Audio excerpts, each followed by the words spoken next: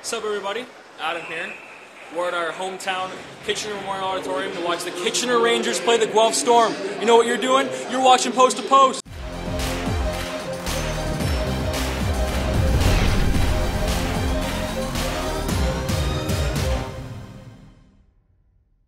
All right, you guys are just in time for another one of Justin's Week in Review. So let's get to it.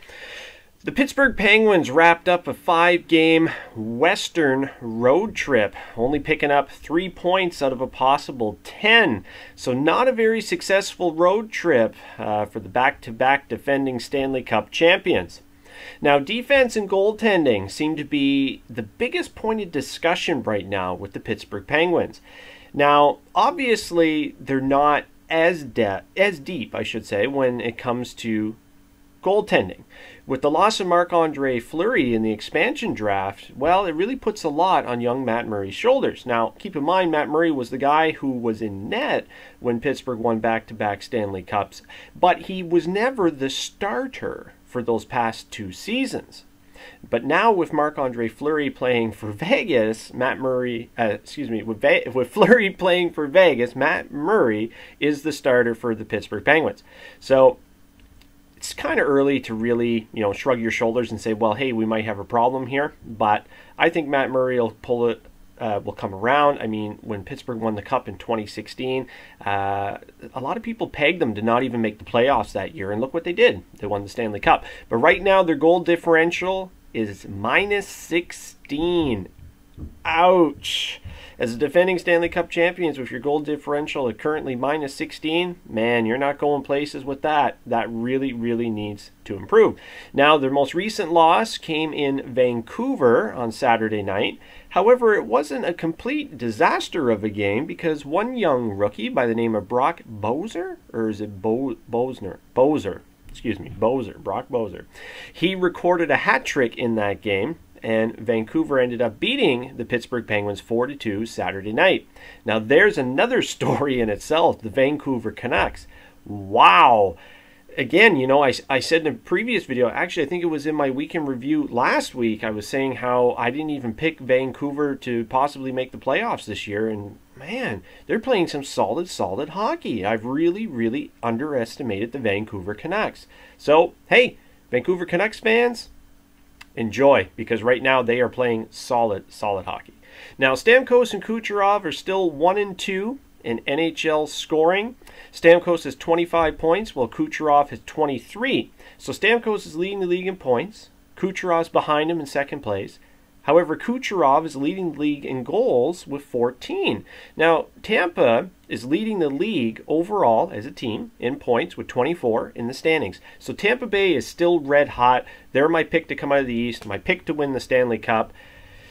It's like Tampa can do no wrong right now. Their current record is 11-2-2, so they are playing phenomenal hockey. Now, this weekend, Tampa honored the members of the 2004 Stanley Cup Championship team, and it was kind of nice to go back and revisit that Stanley Cup winning team in 2004 with St. Louis and LeCavalier and so on. And looking at that lineup, I thought, wow, that was a stellar lineup that Tampa had in 2004. And I compare it to their lineup this year, and I think this might be the strongest Tampa team since 2004. And we know what they did in 2004. They won the Cup. So they are my pick. Who knows, maybe Chris Kunitz will get another one now that he's a member of the Tampa Bay Lightning. Time will tell. St. Louis is the newest team to be declared red hot by this guy. They're currently 7-2-1 in their last 10. St. Louis is red hot. They're now second in the league, only behind Tampa. And Jaden Schwartz is red hot right now with 20 points in the first 15 games. Did you pick Schwartz in your fantasy league? I didn't, but right now Schwartz is red hot. He's currently third in league scoring, behind only Stamkos, who's in first, and Kucherov, who's in second. So who would have picked Stamkos, Kucherov, and Schwartz to be 1, 2, and 3 in league scoring at this part of the season? Man, I know I didn't. San Jose is currently on a 4-game win streak, so I guess they had a good week, I'd say. Yeah. Montreal picked up a huge win Saturday night in Winnipeg as they downed the Jets in overtime. Pacioretty got the goal. That's the guy who Montreal desperately needs to get red hot right now. You know, Montreal always struggle to score goals. Pacioretty's supposed to be their premier goal scorer. So if he starts scoring goals, that's really going to help the Montreal Canadiens. Now, that was kind of a controversial goal because you could argue that Pacioretty deliberately interfered with Dustin Byfuglien in order to make himself available to score that goal in overtime. Now, I know the Winnipeg Jets were a little outspoken about it, especially Dustin Byfuglien on the ice, saying like, hey, I was interfered with, I was not cleanly off my feet. But the other side of it is Dustin Byfuglien's a big guy. He's a strong guy. He went down kind of easy, didn't he? So you could argue that maybe Byfuglien tried to buy a call, but I don't know. I'm still on the fence with that one. I've watched that clip numerous times. I could go one way and say Pacioretty deliberately interfered with him, or I could go the other way and say Byfuglien actually tried to buy a call. Go check out that clip for yourselves. Let me know what you think of the play. Now, it's looking like Jaromir Jagr could return for the Calgary Flames next week. So next week is looking like the legend will continue. I love seeing Jaromir Jagr around. It's going to feel like a part of hockey has died when that guy finally decides to retire. But he did state before that he's going to play until he's 50. But I don't know. I just have the feeling that this is going to be his last year, sadly. It's unfortunate, but now Calgary also played Travis Hamonic on IR today, so that's a big loss for them.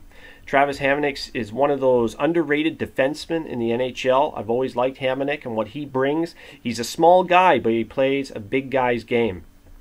Reports surfaced Friday night indicating the Colorado Avalanche, Ottawa Senators, and Nashville Predators had been discussing a three-way trade involving Matt Duchene, Kyle Turris, and various picks and prospects. However, talks suddenly ended, or so the report goes.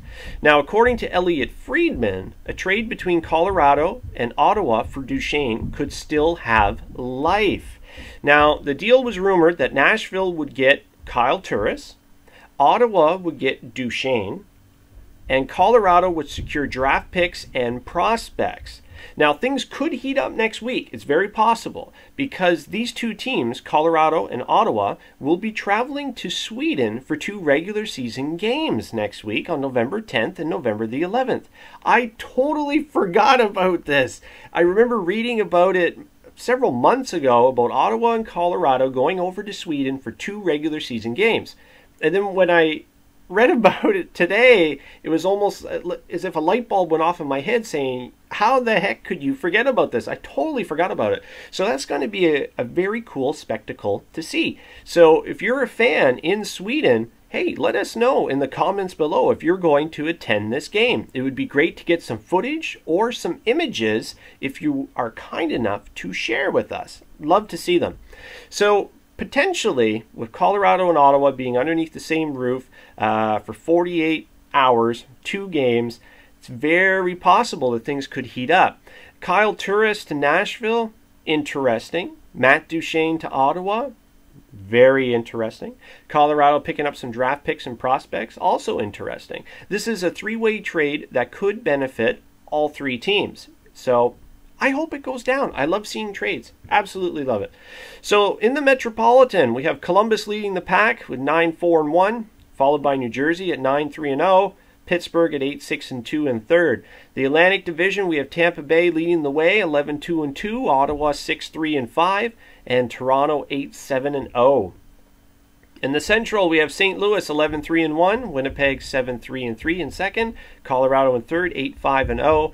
Pacific Division, LA's leading the way, 10-2-2. Vegas behind them, 9-4-0. San Jose behind them at 8-5-0. So there you have it, you guys. That's my week in review. Please follow me on Twitter at JustinTheMan87. I love mixing it up with all you guys, discussing all things hockey, and perhaps even getting into a bit of a debate every so often. Absolutely love that. You can also follow me on YouTube, my channel, Hands Down Hockey. Please check that out. I just got that going, so I'm hoping you guys can help me out a little bit there. And until next week, I'll see you then in my next Week in Review.